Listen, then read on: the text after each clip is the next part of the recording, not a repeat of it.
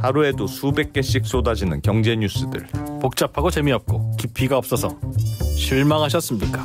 복잡한 건 쉽게, 쉬운 건 재밌게, 재밌는 건 깊게 전해드립니다. 언더스탠딩. 유튜브에서 언더스탠딩을 검색하세요. 네. 김수환 편집장님, 예, 어서 오십시오. 예, 안녕하십니까? 네. 안녕하세요.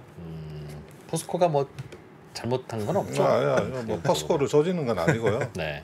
포스코를 조지는 건 아니고 뭐 우리 기업들이 지금 하반기에 대한 걱정들이 굉장히 많거든요. 예. 내년에 대한 걱정들 더 심하고 저는 이제 그 기업들을 좀 다닙니다. 예. 기업들을 다니면서 뭐 기업체 임원들이나 이런 분들을 좀 만나기도 하는데 네.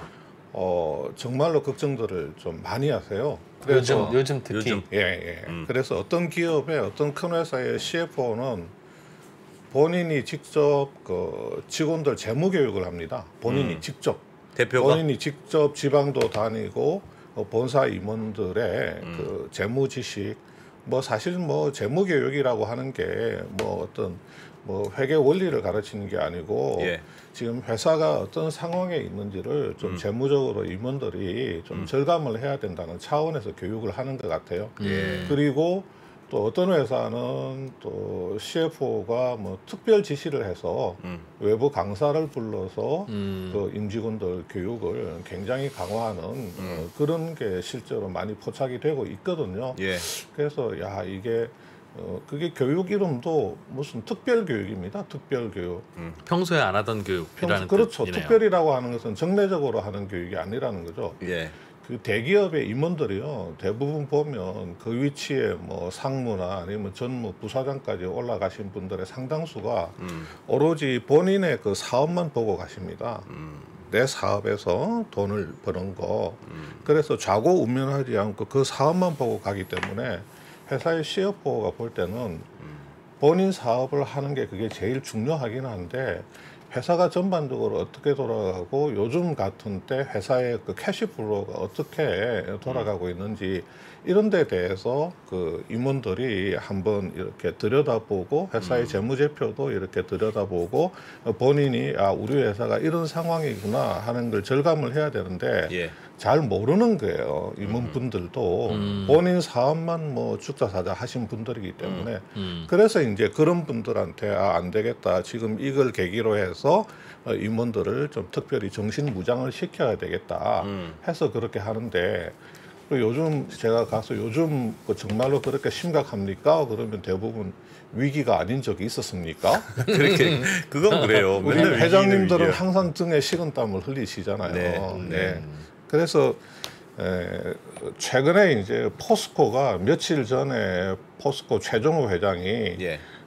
그룹 그 사장단 전체하고 전 임원들 모든 임원들이 다 참석한 가운데 그룹 경영 회의를 한 내용을 포스코가 대대적으로 보도 자료를 내서 언론에 굉장히 크게 보도가 됐습니다. 예. 모든 언론에서 굉장히 비중 있게 다뤘는데 최정호 회장의 핵심적인 메시지는 현금 흐름 위주의 경영을 해야 된다. 뭐 이런 내용이거든요. 예. 그래서 저도 이제 다니면서 보고 들은 바가 있어서 캐시플로우를 우리 이제 그 구독자분들도 지금은 기업을 볼 때 그 손익계산서상에 뭐 이익도 좀 보지만 네. 그 캐시플로우를 좀 어떻게 해석을 해야 될지 그런 것을 좀 잘 봐야지 뭐 향후에 예. 어떤 뭐 투자 지식으로서 또 그 가치도 있고 또 많은 애널리스트들이 이제 리포트를 낼 때 요즘 그런 리포트가 많습니다.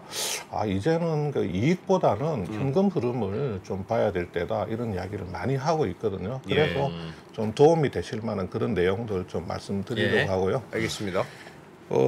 이제 화면을 좀 보시면 예. 포스코가 보도 자료를 냈습니다. 그래서 보도 자료 일부만 부분적으로 제가 따왔습니다. 예. 그룹 사장단 전 임원 그룹 경영 회의를 했는데 전사 차원의 비상경영 체제에 돌입한다. 이게 이제 첫 문장이에요. 여기 보면 안정적 시제 확보에 집중하기로 했다. 이 시제라는 게 현금입니다. 현금. 안정적으로 현금 확보하는 데 집중하겠다. 그 다음에 그 최정호 회장의 메시지가 여기 나오죠. 예. 그룹 비상 경영에 돌입한다며 특히 현금 흐름 및 자금 상황이 문제되지 않도록 현금 중심 경영을 한층 강화해야 할 것이라고 말했다. 이게 이제 메시지입니다. 핵심 포인트인 거예요. 그래서 지금 포스코의 각 계열사 내부적으로는 뭐 회장 입에서 이런 이야기가 나왔으니까 지금 캐시플로우 경영을 어떻게 할 것인가 예. 그런 고민에 이제 들어가 있는 겁니다. 지금 현재 상황이. 현금 중심의 경영이라는 게 구체적으로 어떻게 하는 겁니까? 글자 그대로 안정적인 현금 흐름을 가져간다는 건데 대부분 그 사업 부서에 있는 임원들이 캐시플로우는 잘 모르세요. 아시는 분들은 잘 아시겠지만 모르시는 분들이 손익계산서상에 영업이익이 이만큼 났네, 당기순이익이 이만큼 났네, 우리가 많이 벌었네 그렇게 말씀하시는데 네. 캐시플로우는 또 다르단 말이에요. 예. 그건 손익계산서상에 나타나 있는 그 이익이라고 하는 놈하고 실제로 현금이 들어오고 나가는 것에는 차이가 많이 날 수가 있거든요. 예를 들면 어떤 때 좀 차이가 있어요? 예를 들어서 최근에 재고 자산이 많이 늘고 있잖아요. 예. 그 IT 제품 같은 거는 재고 자산이 굉장히 많이 늘고 있습니다. 휴대폰, 컴퓨터, 노트북. 삼성전자 같은 그런가요? 경우도 예. 가전 제품이 재고가 좀 심각해요. 사실은. 예. 오늘인가요? 어젠가 삼성전자 실적 발표됐잖아요. 예. 그 삼성전자 실적 발표에서도 그 DX 부문 이제 디지털 가전이나 또 그 MX 이제 그 스마트폰 특히 디지털 가전 부분에서 재고가 좀 문제가 되고 있다는 그런 이야기들이 나오고 있거든요. 재고 자산이 늘면 그냥 현금이 묶인다고 보면 됩니다. 네. 재고 자산이 늘면. 그래서 재고를 빨리 팔고 재고를 팔아서 매출 채권이 생기면 매출 채권을 빨리 회수해야 되는데 우선은 재고를 팔아야지 뭐 매출 채권이 생기는 거고 또 회수할 거리가 생기게 되는 거죠. 예. 그래서 우리가 이제 소위 말하는 채찍 효과라는 게 있지 않습니까? 손으로 채찍을 이렇게 하면 나는 여기서 손목을 까딱했지만 저 끝에 있는 채찍은 크게 움직이듯이 예. 어떤 그 예측을 잘못하는 경우도 있을 수가 있죠. 예측을 잘못해서 이게 수요가 굉장히 강하구나 해서 재고를 원재료라든지 상품 재고를 많이 확보를 했는데 그 예측이 잘못돼서 판매가 되지 않으면 캐시플로우에 굉장한 큰 문제가 생기죠. 왜냐하면 재고를 외상으로 사는데 내 재고가 안 팔린다고 해서 외상으로 산 외상 대금을 오랫동안 결제를 안 해주면 캐시플로우의 문제를 좀 덜 완화시킬 수가 있는데 예. 요즘 대기업들이 그렇게 하기가 어렵거든요. 뭐 옛날에는 그렇게 했습니다. 사실 그렇게 했고 유통업체들 같은 경우에 그런 식으로 해서 캐시플로우를 맞추기로 했는데 요즘 대기업들은 그 매입 채무 결제를 내게 팔리건 안 팔리건 매입 채무 결제는 굉장히 단기에 해줘야 되거든요. 그래서 캐시플로우에 문제가 생길 수도 있고 아니면 또 뭐 이 경기 요즘 이제 그 소비 이제 수요가 많이 위축되니까 제품을 만들어 놓았는데 제품이 안 팔리잖아요. 예. 제품이 안 팔리게 되면 제품을 막 또 뭐 무작정 만들 수가 없잖아요. 그래서 조업도 생산량을 조절을 하게 되면 네. 생산량이 떨어지면 제조 원가가 또 올라갑니다. 제조 원가가 올라가서 또 수익성이 떨어지는 측면이 있고 예. 그래서 캐시플로우가 중요한 겁니다.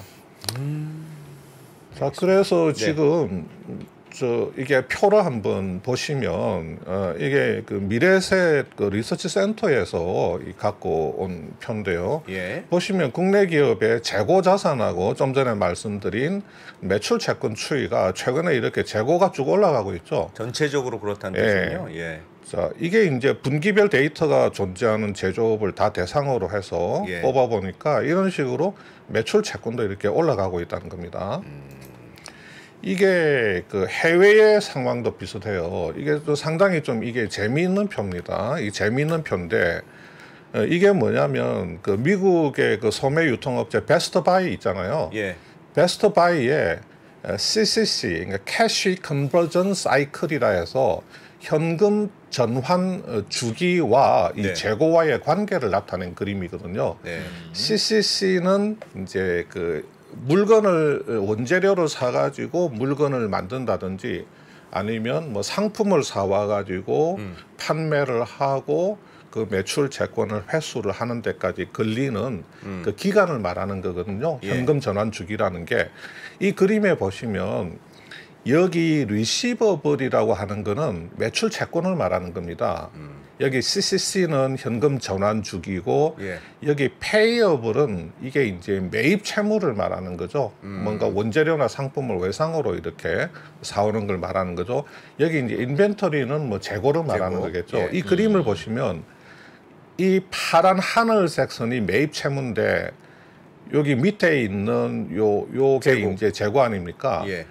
여기 매입 채무가 재고보다도 이렇게 위에 이렇게 가 있는 구간에서는 여기 빨간색 CCC, 여기 파란색은 이게 매출 채권이거든요. 예. 여기 CCC 현금 전환 주기가 굉장히 짧습니다.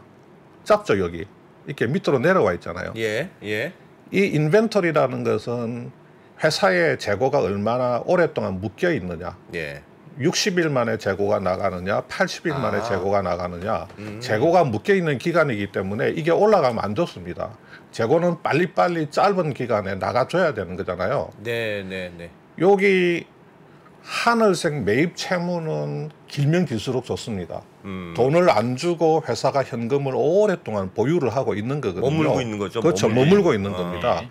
그다음에 여기 밑에 파란 거는 매출 채권이니까 이 짧을수록 매출 채권은 짧을수록 좋죠. 근데 빨리 수급. 매출 채권은 플랫하고 여기 페이어블이나 인벤토리는 약간 출렁출렁되고 있죠. 예. 그러니까 여기 매입 채무가 인벤토리보다도 더 높은 요런 구간에서는 네. 요 CCC가 이렇게 밑으로 쭉 짧아요. 빠져 있잖아요. 굉장히 쭉 빠져 있고 여기 보시면 인벤토리가 더 높습니다. 그죠? 네. 매입 채무가 짧잖아요. 이때는 불룩 솟아 올라 버립니다. 이렇게 CCC가. 예. 아. 근데 지금 추세가 보면 이렇게 올라가고 있단 말이에요. 이 올라가고 있죠. CCC가 올라가고 있잖아요.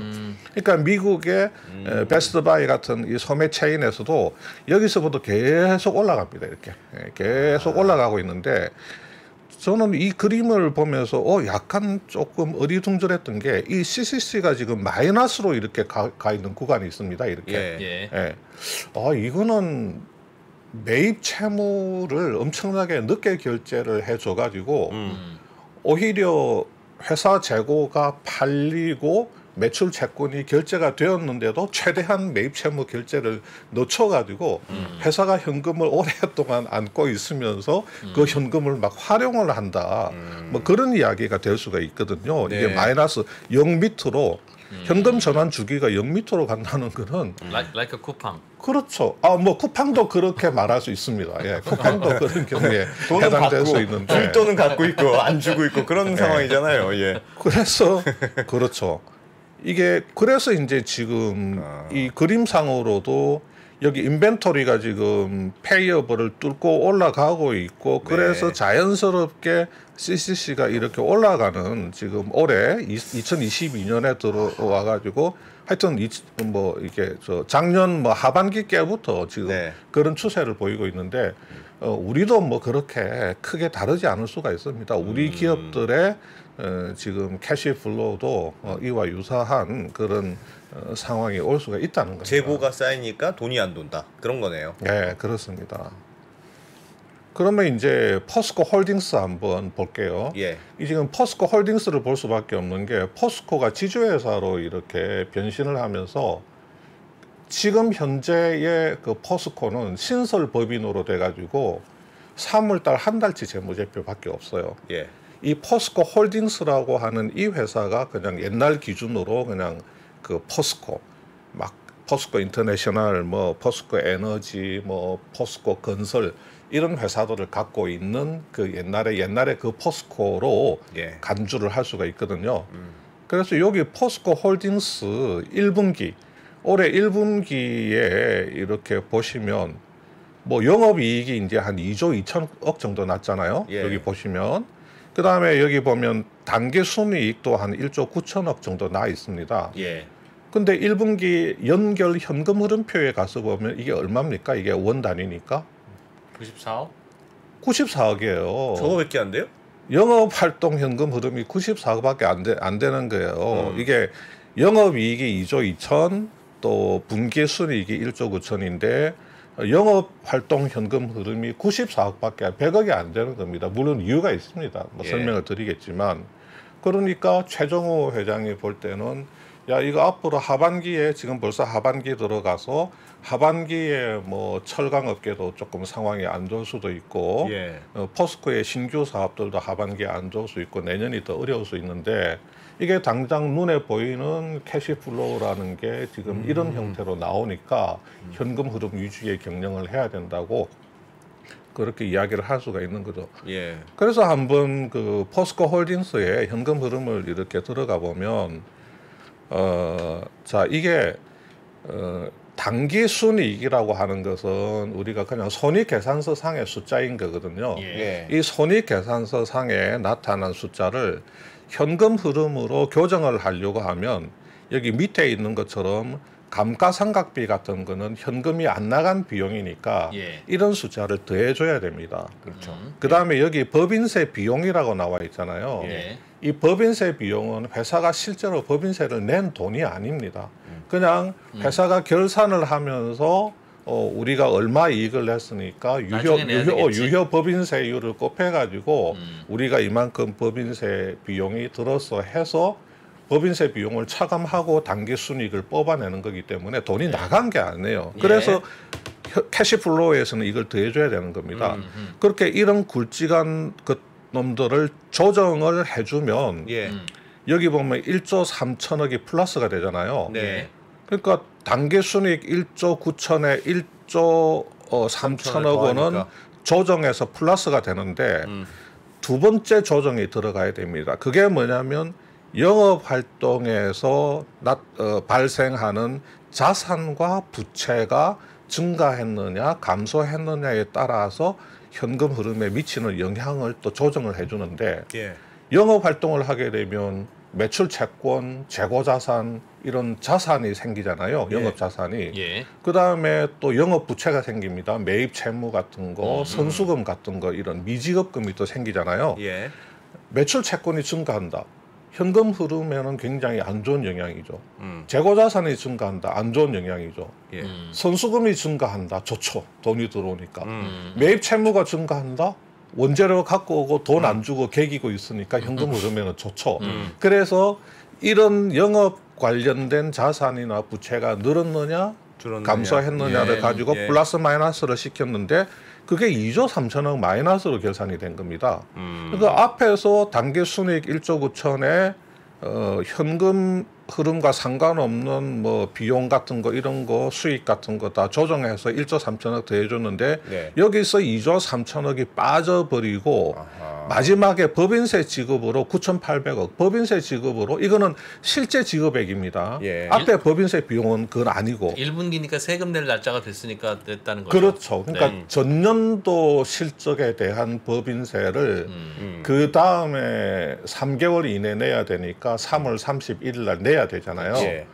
그런데 이제 전년도 8월 달에 또 일정 금액을 또 예납을 하잖아요. 예. 그러니까 그 예납분 빼고 남은 내야 되는 금액을 정산을 했더니 이게 9,800억이 된 겁니다. 예. 그러니까 이걸 보면 포스코가 2021년에 이익을 많이 낸 겁니다. 그렇죠. 예. 그때 이익을 많이 냈는데 아마 8월 달에 예납도 꽤 했을 겁니다. 예. 예납도 꽤 했겠지만 그럼에도 불구하고 연간으로 이익을 많이 내다 보니까 그 다음에 3월 달에 실제로 국세청에 세금을 갖다 바치다 보니까 예. 1분기 재무제표에 법인세 지급으로 9,800억 원이 쑥 나가버린 거죠. 네. 예.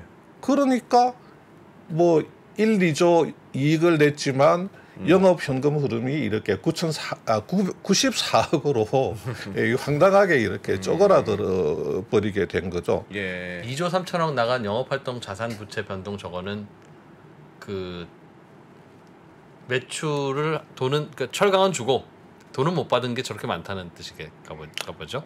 이거는 아까 말씀드린 대로 대표적으로 뭐 큰 계정들이 뭐가 있냐면 매출 채권, 재고 자산, 또 선급금 같은 영업 자산이 있고 매입 채무 또 뭐 미지급금 네. 뭐 또 선수금 같은 그런 거는 영업 부채가 빨리빨리 줬다는 있는데 거고. 영업 부채는 많으면 많을수록 도움이 되죠. 예. 결제를 안 해주고 근데 이걸 빨리 결제를 해주게 되면 캐시플로우는 나빠지는 거예요. 그러나 그래서 착한 기업이죠 그게. 그렇죠. 회사에서 악한 마음을 먹고 우리 재고가 팔려서 매출 채권이 되어서 회수되기 전까지는 너 안 줘 이씨. 그러면 캐시플로우는 좋아집니다. 근데 네. 포스코는 솔직히 그렇게 못해요. 빨리빨리 줘야 되니까. 예. 그래서 실제로 이 그림에 보시면 영업활동 그 자산 부채가 어떤 영향을 미쳤는지 여기 나와 있잖아요. 매출 채권이 증가해서 1조 6천억 원의 현금 흐름 마이너스 영향을 줘버린 겁니다. 보시는 것처럼. 재고 자산이 증가해서 한 7천억 정도 현금 흐름이 마이너스를 줘버렸잖아요. 예. 그때 매입 채무는 플러스를 줬습니다. 1,400억. 그런데 매입 채무가 이제 증가했다는 거죠. 매입 채무가 증가하면 좋습니다. 현금 흐름에. 매입 채무가 증가해서 현금 흐름에 좋은 영향을 준 게 1,400억인데 자, 우리가 기업이 재고를 사오잖아요. 재고를 뭐 현찰 받치기를 합니까? 아니죠. 외상으로 사오죠. 그러면 재고가 이렇게 증가하는 숫자만큼 매입 채무를 똑같이 증가시키면 재고 증가로 인한 현금 악화 영향을 매입 채무 증가로 어느 정도 상쇄를 시킬 수가 있습니다. 예. 그래서 유통업체들 보면 재고 자산이 엄청나게 늘어났구만 하고 보면 그 밑에 매입 채무도 엄청나게 늘어나 있어요. 재고 자산과 거의 유사한 수준으로 매입 채무가 늘어나 있어요. 그렇게 해서 캐시플로우를 조정을 하는 거거든요. 물건이 그러니까 안 팔리면 대금 지급도 안 해주고 기다리고 있다는 그냥 뜻이네요. 외상으로 예. 매장에 쌓아놨다. 그런 거죠. 거죠. 약간 어. 전략적으로 그런 거를 할 수도 있습니다. 예. 근데 포스코는 여기 보시면 재고가 악영향을 미친 거는 7,300억인데 예. 매입 채무로 우리 어른들 하는 말로 깜프라치를 매입 채무로 이게 상쇄를 한 게 1,400밖에 안 돼요. 네. 예. 줄 돈 안 준 건 1,400억밖에 안 되는데, 안 되는데. 받을 돈 못 받고 쌓아놓은 게 그렇죠. 포스코는 많다. 사실 7조다. 굉장히 단기에 매입 채무 결제를 하는 회사라고 보면 됩니다. 예. 너추구나 그런 게 거의 없다고 봐도 무방할 겁니다.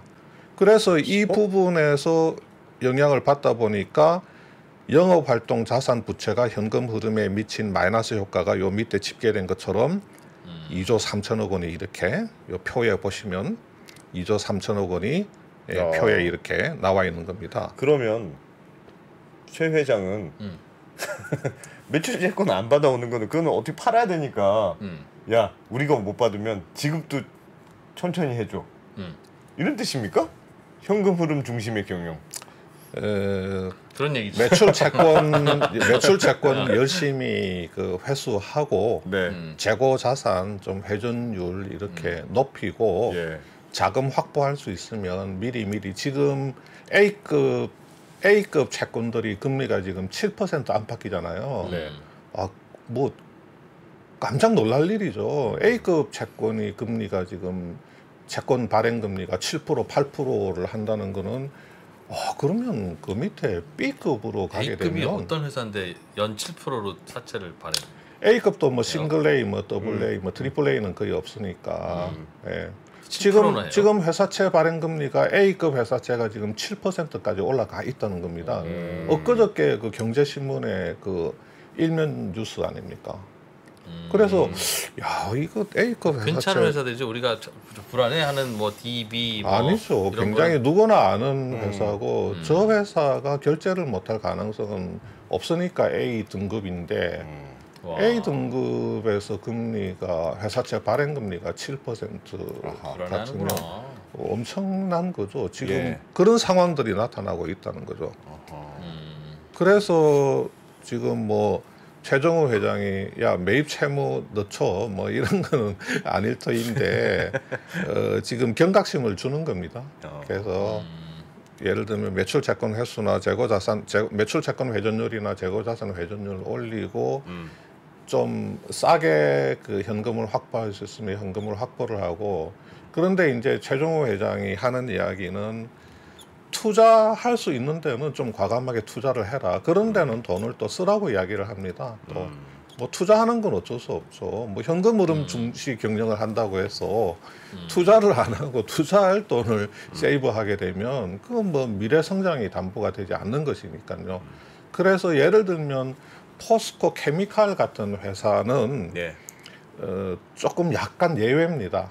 뭐 완전 예외는 아니겠지만 포스코 그룹의 그 캐시플로우 중심의 그 경영 기조에서 예. 너는 예외. 살짝 조금은 벗어나 있습니다. 여기는 과감하게 고상 수험생이구나. 투자를 해라. 그렇습니다. 투자 예, 많이 해야 예. 될 때니까.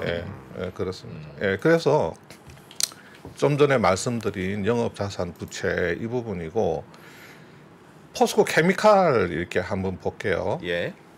돈을 굉장히 알짜 회사니까 포스코 케미칼 오늘 공시 나왔나요? 어제 공시 나왔나요? GM의 2023년부터 25년까지 3년 동안 예. 그 양극재 13조 원어치 납품 계약했다고 공시 나와가지고 아마 주가도 빵 터진 것 같은데 아마 포스코 케미칼은 앞으로 부분적으로 좋은 소식이 이제 조금 뭐 추가로 있을 가능성이 있습니다. 이 회사의 그 사업 패턴을 보면. 근데 포스코 케미칼이 1분기에도 실적이 좋았고 지금 2분기에도 어닝 서프라이즈거든요. 예. 매출액이 뭐 작년 동기 대비로 2분기에 4,800억에서 800억, 영업이익이 350에서 552억, 당기순이익도 330억에서 464억. 예. 이만큼 숫자가 나올 거라고 애널리스트들도 별로 예상을 못했는데 지금 어닝 서프라이즈를 낸 겁니다. 이 회사가 이렇게 어닝 서프라이즈를 낸 가장 큰 이유는 뭐냐면 여기 그림에 나와 있는 것처럼 니켈이나 리튬이나 뭐 이런 그 원재료를 쓰잖아요. 예. 그 양극재를 만들기 위해서는 예. NCM 같은 거. 근데 이 원재료가하고 그 납품 판매가가 이렇게 연동이 돼 있습니다. 여기 주 거래처가 LG 아닙니까? LG 엔솔인데 예를 들면 그러니까 예를 드는 겁니다. 예. 꼭 그렇다는 게 아니고 니켈이 100원이면 그러니까 2% 2원의 마진을 LG 엔솔에서 이제 보장을 해주는 겁니다. 예. 이렇게 그런데 니켈 값이 작년 하반기부터 올 초부터 엄청나게 올라서 니켈 값이 200원이 되잖아요. 예. 그러면 마진이 얼마가 됩니까? 4원이 되네요. 4원이 되는 겁니다. 예. 매출액도 올라가고 마진도 올라가는 그런 형태가 되는 겁니다. 그래서 사실은 그 음극재 사업이나 이런 것까지 원가 연동제를 하게 되면 아마 이 회사가 실적이 더 좋았겠지만 아하. 뭐 제가 알기로는 음극재는 아니고 양극재에서 모든 원재료에 대해서 다 할 수는 없거든요. 그건 말이 안 되는 거고 니켈이나 뭐 리튬이나 예컨대 뭐 코발트 같은 핵심 그 원재료 일부 품목에 대해서는 그 원가 연동제로 계약을 맺고 하기 때문에 예. 이 원재료 가격이 올라가면 자연스럽게 매출과 이익이 증가하는 아주 재미있는 이런 구조로 되어 있는 거예요. 그러니까 이제 그 애널리스트들도 매출하고 이익이 좋아질 걸로는 생각을 했지만 뭐 이만큼 이렇게 좋아질 걸로는 생각을 못했고 그러니까 에코프로비엠도 똑같죠. 에코프로비엠도 당연히 SK온이 아마 주 거래처일 건데 예. SK온하고 거래할 때도 당연히 원재료 가격하고 연동제로 해서 그렇게 이익률 하겠죠. 보장? 예. 근데 지금 문제는 뭐냐면 하반기에는 지금 니켈 가격도 지금 꺾이지 않았습니까? 예. 그러니까 2분기 실적까지는 좋은데 지금 예상하기로는 3분기까지는 그 원재료가 연동제에 의해서 3분기까지는 실적이 계속 좋을 것 같은데 예. 4분기쯤에는 원재료 가격이 떨어지면서 실적이 줄어들 수밖에 없다. 그런 매출이? 이야기죠. 네, 매출도 줄어들고 이익도 같이 이제 줄어들 수밖에 없다. 물론 이제 그 원재료가 하락으로 인해서 아까 말한 것처럼 200원에 2%에서 4원 마진 보던 게 원재료가가 100원으로 떨어지게 되면 100원에 2%니까 마진이 이제 2원으로 떨어지는 네, 구조가 네. 되잖아요. 네. 다른 사업들 뭐 음극재 사업이라든지 아니면 다른 사업들 그리고 뭐 라인 가동률을 뭐 완전 풀캐파로 지금 지금 완전 풀캐파로 돌리고 있죠. 지금 가동률이 뭐 100% 이상이니까 네. 엄청나게 완전 풀캐파로 뭐 돌리고 있을 터인데 뭐 다른 부분에서 이렇게 커버를 하면 뭐 매출이나 이익 감소폭이 좀 줄겠지만 대체로는 아마 4분기에는 지금보다는 매출이나 이익이 구조적으로 떨어질 수밖에 없다. 예. 예, 그렇게 보는 것 같더라고요. 근데 이 회사 이제 이번 2분기 실적 IR 자료를 보면 이게 보시는 것처럼 현금 자산이 21년도 분기별로 22년도 2분기까지 좀 줄어들고 있습니다. 이렇게. 예. 그죠? 이게 숫자가 이제 계속 좀 줄어들고 있는 패턴이고 네. 차입금은 이렇게 갈수록 늘어나고 있는 구조죠. 왜냐하면 지금 캐펙스 투자가 많이 들어가니까 지금 설비 투자라든지 이런 부분이 많이 들어가다 보니까 회사가 그 버는 돈만으로는 충분히 아직까지는 버는 돈 가지고 대규모 투자를 다 감당을 못하니까. 못 해내기 때문에 그래서 여기 순차입금 비율도 보면 예. 작년까지는 순차입금 비율이 이렇게 마이너스였습니다. 순차입금 비율이 마이너스라는 거는 회사의 차입 부채보다도 이자 나가는 부채보다도 현금이 더 많은 거예요. 예. 여기 보시면 실제로 이렇게 나와 있잖아요. 여기 보면 현금이 1조 5천인데 차입금이 7천억밖에 안 되잖아요. 그러니까 순차입 비율이 마이너스야. 그런데 올해 들어와서는 플러스 6.3, 플러스 13.6%. 예. 이제는 차입금이 회사 현금보다도 더 많아지는 지금 구조로 가고 있는 겁니다. 근데 포스코 케미칼 같은 경우는 별로 걱정할 게 없죠. 뭐 사실은 GM하고 13조 지금 계약을 했다니까. 예, 계약하고 계속해서 LG 엔솔하고 거래를 하고 안전하고 빵빵한 대형 거래처들하고 거래를 하고 있으니까 예. 뭐 물건만 문제 없이 만들어내면 뭐 이런 차입금이라든지 그런 게 문제 될 건 없는데 예. 다만 이제 우리가 현금 흐름표를 한번 보면 여기 이제 이렇게 보시면 359억 1분기에 이익 냈지만 영업활동 현금 흐름은 1880억 마이너스잖아요. 예. 이게 왜 그러냐면 조정, 그러니까 감가상각비라든가 이런 거 좀 더해주는 것들 이런 항목에서는 190억의 도움을 받았는데 예. 영업활동 자산 부채에서는 2,400억 원이 까져버렸단 말이에요. 원재료만 잔뜩 사다 놓고 아직 제품 판 원재료를 대금, 많이 땡겨서 샀겠죠. 대금 못 아마 받았다는 얘기죠. 원재료를 조기 확보를 하려고 그래서 이제 이런 것도 여기 딱 가보면 359억 이제 손익계산서상으로 이익이 났는데 현금이 들어오고 나간 게 없었던 수익과 비용 조정에서는 192억 원으로 도움이 됐어요. 현금 흐름에 도움이 됐죠. 감가상각비 같은 거 이런 것들. 예. 근데 영업활동 자산 부채에서 어떤 놈들이 악영향을 줬냐면 지금 재고자산 증가로 뭐 한 300, 한 70억 네. 저 마이너스 효과를 봤죠. 매출 채권이 지금 1,464억 원으로 매출 채권 증가한 게 지금 제일 큰 영향을 받은 겁니다. 예. 그 다음에 그에 비해서 매입 채무가 마이너스예요. 대개는 매입 채무는 플러스입니다. 예. 이 재고가 이렇게 악영향을 주면 매입 채무가 조금이라도 긍정적 영향을 주게 돼 있는데 말씀하신 컴프라치. 예, 캄프라치를 어느 정도 하게 되는데 네.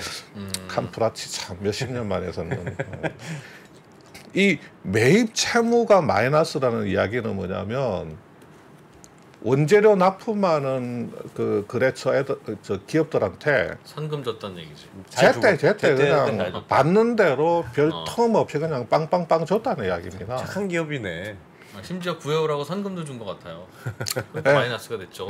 사실 뭐 사실 이 캐시플로우는 착한다는 증거입니다. 네. 예, 그래서 굿보이. 착한 사람은 사업을 못 해요. 줄 돈 안 주고 받을 돈을 악착같이 받는 게 사업인데. 미지급금도 마이너스잖아요. 미지급금도 많이 상환하는 겁니다. 예. 근데 이 회사는 걱정할 게 없는 게 이 매출 채권이 다 이 어디 채권이겠습니까? 다 LG 엔솔이라든지 그런 저 짱짱한 회사들 LG 엔솔 게 많겠죠. 네. 그래서 이제 제가 야 LG한테 빨리 달라고 좀 쪼아라 그랬더니 슈퍼 감님이십니다. 아니 양극재 뭐 너네들이 양극재 그 안 주면 네. 걔네들 배터리 못 만드는 거 아니냐 그래. 그랬더니 그렇지 않습니다. 완전 그 슈퍼캅으로 저희들이 모시고 있습니다. 뭐 하여튼 야. 그렇게 이야기를 하더라고요. 근데 이렇게 이제 이 매출 채권 자체가 굉장히 양질의 매출 채권이기 때문에 예. 이 캐시플로우를 가지고 그렇게 걱정할 건 없습니다. 이 회사에 대해서는. 네. 다만 그거는 있습니다. 저 회사 임원들 그 경영 성과 평가할 때 이 캐시플로우 운전 자본이라는 걸 평가를 하거든요. 예. 이렇게 되면 안 좋단 말이에요. 그러면 이제 어떻게 해결을 해야 되냐면 기말에 뭐 연말 예컨대 연말 이렇게 다 돼가면 팩터링을 합니다. 매출 채권을. 팩토링이 뭐예요? 그 매출 채권 할인 은행 같은데 금융회사에 가가지고 예, 깡이죠. 그렇죠. 쉽게 그 깡이라는 표현이 생각이 안 나서 네. 그냥 이제 수수료 예를 들어서 뭐 50억짜리 매출 채권이면 뭐 49억 한 3천만 원만 받고 은행이 한 7천만 원 이렇게 수수료로 이제 갖고 가는 그러니까 뭐 한 매출 채권 몇 달 만기 몇 달 남은 거를 조기에 예. 연말 되기 전에 회계적으로 이 현금 흐름을 좀 좋게 만들기 위해서 내년 1, 2월 달에 결제 받아야 되는 것들을 그냥 연말에 매출 채권 팩토링을 해가지고 이 그 캐시 플로우를 이렇게 좀 만들어내야죠. 예.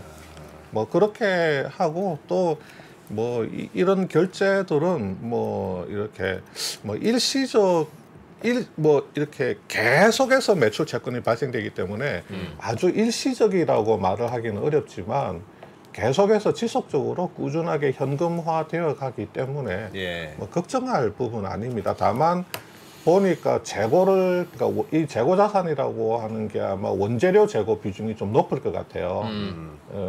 완제품들은 뭐 만들자마자 막 쑥쑥쑥 나갈 것 같고 예. 원재료를 아마 그동안에 물류 대란 이런 것 때문에 원재료를 좀 빨리 확보하자고 해서 이렇게 조기에 이제 뭐 그 니켈 뭐 코발트 뭐 이런 게 있잖아요.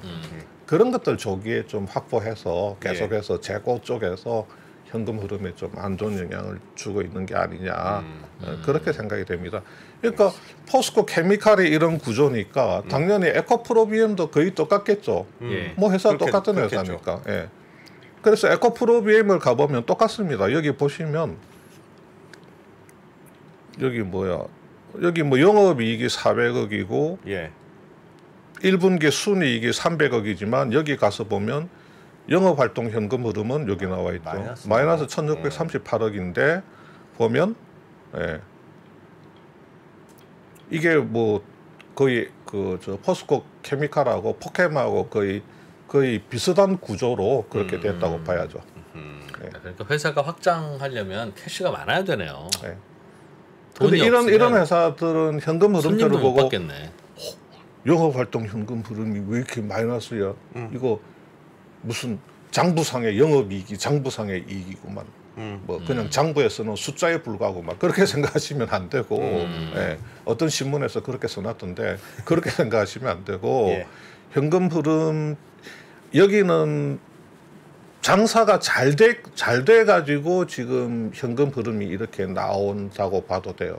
다만 매입 채무 같은 걸 또 제때 막 또 여기도 착하네. 결제를 해주고 예. 뭐 자기들 매출 채권은 이제 그 갑님들한테 납품하는 거니까 빨리 달라고 쪼지를 못하고 그러다 보면 뭐 그러다 쌓아놓은 돈 보면 이제 없으면 월급 못 주죠. 뭐 그렇게까지 뭐 돈이 없는 LG 가서 받아 월급. 예, 그런 그런데 그러면 오늘의 주제인 포스코는 현금이 마르긴 말랐다. 그렇죠? 예. 장사가 심지어 잘 되다 보니까 작년에 이익 많이 낸 거에 대한 법인세까지도 올해 내다 보니 뭐 이렇게 통장에 돈이 없냐? 뭐 이제 이런 거잖아요. 그렇죠. 그런 건데 다 하나씩 듣고 보니까 다 이유는 큰 있죠. 문제는 없고 네. 그냥 사업하다 보면 이럴 수도 있고 심지어는 사업이 잘 된다는 증거이기도 합니다. 뭐 라면 착한 기업이라 그렇기도 하네요. 라면 최정우 회장은 왜 갑자기 저런 얘기? 미래죠. 앞으로 지금 철강이라는 게 철강제 가격이 지금 꺾였고 중국의 철강 업체들이 감산을 한다고 하는데 이놈들이 정말로 정확하게 감산할 것 같기는 한데 예. 감산에 안 들어가면 뭐 철강 업황 굉장히 뭐 안 좋아지는 거고 그 다음에 포스코 케미칼은 계속해서 지속적으로 엄청나게 투자를 해야 되니까 그러면 지주사에서 그 외부 투자도 받아야 되고 또 지주사에서 이렇게 투자를 또 넣어줘야 되는 그런 부분들 있잖아요. 예, 예. 뭐 그러니까 이제 앞으로 우리가 허리띠를 졸라매야 된다. 이 미래가 정말 너무너무 불투명하다. 뭐 그런 차원에서 정신무장하자고 이야기를 하는 거지. 지금 캐시플로우가 문제가 있어서 뭐 유동성에 뭐 큰 문제가 있는 것도 있을 걸로 아니고. 직감하고 그런 건 아닙니다. 미래에 대비하자는 건 모든 기업이 다 미래에 대비해야 되잖아요. 맞습니다. 그래서 지금 네. 그 뭐 롯데 뭐 여러 기업들이 매일 기사 나오잖아요. 뭐 매일 뭐 그룹 사장단 회의했다. 뭐 현금 중심의 경영을 해야 된다. 포스코가 대대적으로 보도 자료를 내고 그게 엄청나게 크게 보도가 되다 보니까 이제 큰 이슈가 됐는데 예. 제가 매일 신문을 보지 않습니까? 너무너무 뭐 매일 그 뭐 유동성 확보 뭐 기업들 뭐 전력 질주 그리고 옛날에 뭐 재계에 있는 뭐 회장들은 뭐 매일 그냥 등에 식은땀 난다고 그러고 그런 항상 위기 뭐 경영, 위기 위기 항상 경영. 위기고 위기 경영이고 예. 허리띠 마른 수건도 뭐 쥐어 짜야 된다 뭐 그런 이야기들 했잖아요. 예. 그러니까 이 지금 제가 포스코가 현실적으로 뭐 엄청난 어떤 정말로 그 유동성에 큰 그 문제가 있어서 최정우 회장이 깜짝 놀라가지고 전 임원 회의를 소집해서 그렇게 한다기보다는 아니고 한번 이제 정신무장 한번 그 직원 조례 한번 하면서 야 똑바로 정신 차려라 하고 하는 겁니다. 아까 제가 모두에 말씀드린 것처럼 갑자기 여러 기업들이 뭐 임원 특별 교육을 하고 CFO가 직접 지방까지 돌아다니면서 여러 가지 뭐 그런 설명도 하고 뭐 하잖아요. 그럼 외부에 보여주게 했다는 뜻이네요. 그렇게 또 그렇고 막 약간 그런 거 아니에요? 별 의미 이런 걸로 왜 그리고 굳이 대대적으로 야, 보여줘를 내? 외부에 외부에- 빨리빨리 받아 뭐. 외부에 그 쇼잉하고자 하는 의도도 있죠. 최근에 윤석열 정부가 공기업들 뭐 이런 거 저런 거 좀 한다고 그러니 또 보도자료 아니 자기들 내부적으로 전 임원들한테 현금 위주의 경영하면 그걸로 끝나면 되는데 홍보실에서 보도자료 만들어 가지고 전 언론사에 그냥 하고 하는 거는 쇼잉 하는 거죠. 예. 이런 뭐 그는 다 쇼잉이 특별히 들어가는 어떤 거죠. 문제 있거나 뭔가 변화가 있거나 하는 건 아니고 특별히 뭐 내부에 큰 문제가 포착이 돼서 그렇게 하면 오히려 쉬쉬하죠. 이익 밖으로 경영, 안 매출 나가게. 경영 하자고 하면 이익 매출은 충분하니까 뭐라도 그래도 특집을 잡아야 무슨 뭐 연설에 야마가 있지? 뭐 없나? 그러면 현금이 좀 약하네. 저희 회사가 현금이 좀 그래 그럼 그걸로 해 그런 거예요? 자 지금 아까 처음에 말씀드린 것처럼 여기 이제 그림에 한번 보시면 이게 그 미국의 IT 업종 그 재고 이게 가는 선이 이게 도매고 굵은 선이 소매인데 도매 네. 소매 할 것 없이 지금 21년도 지나면서 22년도에 지금 재고가 급증하고 있잖아요. 네. 그래서 지금 뭐 우리 많은 그 전문가들도 지금 현재 미국의 IT 제품 재고가 굉장히 많이 누적돼 있다 이런 이야기들을 하고 있는데 네. 전에 제가 한번 캐시 코스트라는 개념을 가지고 말씀을 드렸던 것 같은데 예. 이제 어떻게 나와가지고 이 지금 캐시 코스트라는 게 현금 원가잖아요. 현금 원가는 좀 낮습니다. 제조 원가에는 비현금 원가, 감가상각비라든지 이런 것들도 들어가기 때문에 높은데 순수하게 캐시만 투입된 캐시 코스트는 그거보다는 좀 낮잖아요. 예. 그런데 지금 그 LCD 패널 가격이 이렇게 추락을 해가지고 이 빨간 선이 오픈셀 캐시 코스트라 그래가지고 그 LCD 패널을 팔 때 뭐 이런 그 백라이트 유닛이나 뭐 구동 칩 같은 거를 이렇게 별개로 분리해가지고 따로따로 팔면 세트 업체가 그걸 갖고 가서 자기들이 조립을 해버리면 되거든요. 이걸 이제 오픈셀이라고 하는데 오픈세일 기준으로 캐시 코스트가 이 빨간 선이거든요. 가격이 추락을 하다가 여기서 한번 밑으로 내려갔잖아요. 캐시 코스트 밑으로 내려갔다가 회복되는 듯 하다가 또 추락하면서 지금 이 밑으로 또 빠질 조짐을 보이고 있잖아요. 이렇게 되면 제조업체는 완전히 진짜 우리가 흔히 하는 말로 완전 밑지고 파는 겁니다. 이걸 팔아도 제조하는 데 들어간 캐시를 건지지를 못하는 거예요. 계속 이런 현상이 되게 되면 결국은 그게 유동성 리스크로 오는 거죠. 그러니까 IT 쪽은 이렇게 심각하다는 건데 예. 오늘 그 시장조사업체 DSCC에서 좀 의미 있는 이야기를 했잖아요. 뭐냐면 삼성전자의 2분기 재고 회전 일수가 평균 94일로 예년보다 약 2주 늘었다. 2주면 큰 거거든요. 예. 옛날에는 2주치 80일, 재고다 이거죠? 80일 정도였는데 14일 늘어가지고 지금 94일로 돼서 재고 회전 일수가 역대 최고라는 거예요. 재고 자산이 빠져나가는데 회사에 94일 동안 머물러 있다가 평균적으로 나간다는 겁니다. 이렇게 되면 회사 캐시플로우가 안 좋은데 이게 뭐냐면 이게 지금 아마 가전 쪽에서 지금 이런 현상이 많지 않겠나 이게 예상이 되거든요. 근데 한번 1분기 삼성전자 한번 보시면 1분기에 삼성전자의 당기 순이익이 지금 11조거든요. 11조. 11조인데 영업활동 현금 흐름이 지금 한 10조 정도 나왔잖아요. 예. 삼성전자는 감가상각비가 어마어마합니다. 감가상각비가 연간 감가상각비가 30조가 넘는 회사거든요. 그래서 삼성전자 같은 이 정도 회사는 당기 순이익보다도 영업활동 현금 흐름의 숫자가 훨씬 크게 나오는 게 그게 바람직하거든요. 감가상각비를 그 손익계산서 이익에다가 이렇게 더해주니까 그런데 여기서 작년 1분기는 여기 보면 당기 순이익이 7조인데 영업현금 흐름은 13조 나왔잖아요. 예. 그런데 올해 1분기는 11조 당기 순이익에 영업현금 흐름이 10조밖에 안 나왔어요. 왜? 영업자산 부채에서 지금 마이너스 14조가 이렇게 와. 그 작용을 해버렸거든요. 재고 쌓였다는 뜻이네요. 딱. 그럼 뭐냐? 여기 보세요. 재고자산에서 지금 6조가 빵 친 겁니다. 작년 1분기는 재고에서 플러스 1.5조 기여가 됐는데 올 1분기에는 재고자산에서 무려 6조가 영업현금 흐름에 악영향을 주다 보니까 작년 1분기에 그 운전자본에서는 마이너스 3조인데 지금 올 1분기에 마이너스 14조를 이렇게 먹은 거죠. 그럼 만들어 놓고 안 팔려도 매출로 잡아요? 아니 팔아야 매출이 되는 거죠. 그렇죠. 이거는 재고자산 팔아야지 매출이 되는 거죠. 팔아야. 그러니까 이제 이 재고 중에 상당 부분이 아까 그 시장조사기관에서 삼성전자 재고자산 회전일수가 2주가 늘어서 94일로 역대 최고치다 하는 거하고 실제로 1분기에 재무제표에 나타나 있는 거하고 일치를 한단 말이에요. 그래서 이런 거는 아마 2분기에는 개선이 됐을 겁니다. 2분기에는 아마 1분기보다는 좀 더 좋아졌을 텐데 저거는 가전 때문이 아니라 저게 회사 전체니까.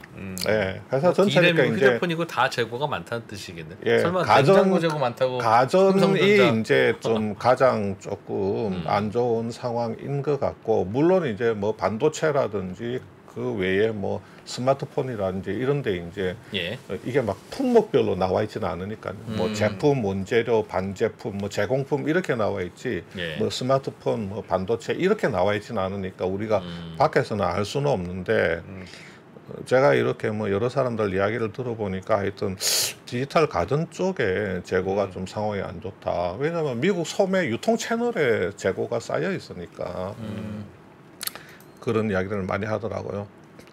이 삼성전자 재고 뭐 이야기가 나오다 보니까 이런 잘못된 기사도 나오고 있습니다. 최근에 이게 6월 달에 나온 기사인데요. 6월 달에 나온 기사인데 아이고 제가 이거 보고 그냥 아주 뭐 배꼽이 빠질 뻔했는데 삼성전자 1분기 재고자산 평가 손실이 2조 2,570억이라고 되어 있습니다. 예.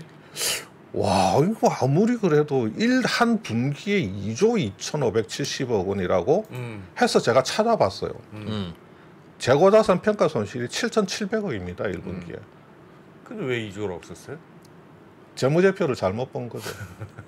재무제표에 들어가면 재무제표 주석에 들어가면 2조 2,570억이라는 숫자가 있어요. 예. 그게 재고자산 평가 손실이 아닌데 이 기자님이 저거는 뭐 보고 그냥 잘못 쓴 거네요. 예. 그러니까 뭔가 그 개념이 혼동돼서 착각을 뭐 재고자산 못하네, 평가 못하네. 충당금이라고 돼 있으니까 그 금액이 그냥 오롯이 그 1분기 평가 손실인 줄 알고 그냥 써버린 거예요. 재고자산 평가 손실이 뭐죠? 개념이?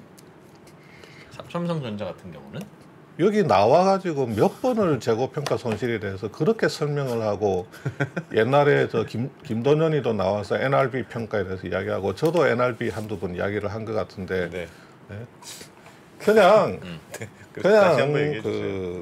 저 시중에 판매되는 이 지금 현재 이 재고자산 장부 가격보다도 네. 시중에 형성돼 있는 가격이 이보다도 낮으면 그 차액을 가격이 그냥 떨어지면. 재고자산 평가 손실이라고 하는데 그럴 수가 있지. 가격은 인플레라면서요. 냉장고도 오르고 휴대폰도 오르고 다 오를 텐데 뭐 그런 경우들이 있습니다. 왜 그런 그게 경우들. 평가 손실이 났지? 그런 옛날 제품은 가격이 빨리빨리 떨어지나? 새 이제 제품이 제품이 빨리빨리 나와서? 이제 뭐 우리가 흔히 하는 말로 재고자산 평가 손실이 나는 이유가 첫째로는 이제 제품 판가의 하락이 있을 수가 있고 예. 그다음에 제품의 진부화 그러니까 제품 자체가 좀 낡은 제품이 돼서 이 제품을 팔았을 할 수는 때 없다. 제가 받고 실현 가치가 얼마나 될까? 반도체가 상했다는 얘기네. 네, 빨리빨리 팔아야 되는데 냉장고가 불패했거나. 조금만 지나면 그냥 후진 제품이 돼버린 거네요. 그렇죠. 그런 경우에는 이 제품을 팔았을 때 내가 순수하게 받을 수 있는 가격, 비용 제하고 판매 비용 제하고 순수하게 받을 수 있는 가격. 듣고 나니까 질문할 수 있는 좋은 질문인데요. 좋은 질문. 좋은 질문. 끝날 거는 아니었던 것 같은데. 어디에다 맞춰야 되나 이거 눈치 봤잖아요. 좋은 질문이에요. 그렇죠. 지금 뭐 SK 하이닉스 같은 거 하나만 보여드릴게요. 예. SK 하이닉스도 이게 보면 2분기에 단기 순이익이 2조 8천이고 영업 현금 흐름이 4조 5천이잖아요. 네. 얼핏 좋아 보이잖아요. 예. 단기 순이익보다 영업 현금이 훨씬 좋네. 근데 여기 보면 운전자본 증감, 다시 말해서 영업 그 자산 부채에서 네. 예년과는 다른 분기와는 다르게 1조 7,800억 원의 마이너스가 작용하고 있는 겁니다. 네. 그러면 예. 여기도 안에 까보면 분명히 뭐 재고라든가 이런 게 마이너스로 이게 지금 아직 그 분기 보고서가 안 나와서 내역은 모릅니다. 숫자만 이렇게 나와 있는데 올해 1분기하고 작년 동기에는 2,300억, 440억 운전자본 마이너스인데 여기 지금 2분기에는 1조 7,800억 원이에요. 이 내역이 뭔지는 모르겠지만 재고 걱정이 있습니다. 재고 걱정이 있어요. 예. 재고 걱정이 있기 때문에 지금 IT 세트 수요가 줄면 반도체는 당연히 수요가 떨어지고 재고가 안 나가죠. 그러니까 재고가 빨리빨리 안 나가주고 뭐 하면 당연히 재고가 캐시플로 이게 근데 2%가 설명했듯이 물어본 것처럼 이게 그러니까 인플레이션 시대에는 재고를 많이 갖고 있는 걸 재평가해야 된다는 얘기도 있었잖아요. 그러니까 가격이 자꾸 오르니까 재고로 갖고 있는 게 더 비싼 가격에 팔 수 있는. 그래서 네. 재고 자산을 많이 갖고 있는 회사가 사실은 재평가가 한번 이루어진다 해야 한다. 뭐 제품이 그런 반응도 있었는데. P와 Q에서 Q의 영향을 안 받고 P가 올라가면 회사는 좋죠. 근데 이제 인플레 때문에 경기에 어떤 악영향이 와가지고 Q의 영향을 받아버리게 되면 P가 올라가도 Q가 큰 영향을 받아버리면 그 회사한테 이제 더 안 좋은데 지금 우려하는 게 그런 거죠. 인플레해서 P는 올라가는데 Q가 더 떨어질 가능성. 그게 이제 걱정스러운 거고 지금 IT 제품 같은 경우는 이제 그런 현상이 나타나고 있는데 그러면 P를 못 올려요. 할인 판매해야 돼요. 오히려 그렇지, 할인 그렇지. 판매해서 빨리빨리 떨어내야 돼요. 경기가 나빠지기 시작해서 소득이 좀 줄거나 압박을 받기 시작하면 액세서리 같은 거부터 안 사기 시작하잖아요. 그렇죠. 안 사죠. 그러니까 네. 사두고만 안 사두고만인 것들 그동안 많이 사왔죠 우리가.